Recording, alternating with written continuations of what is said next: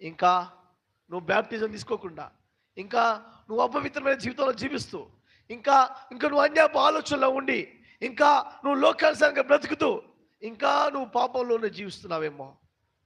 బ్రతుకుతూ క్రీస్తే చావైతే మేలు ప్రభా, నేను క్రీస్తు కొరకే బ్రతుకుతానని ఒక నిర్ణయం తీసుకోవాలి.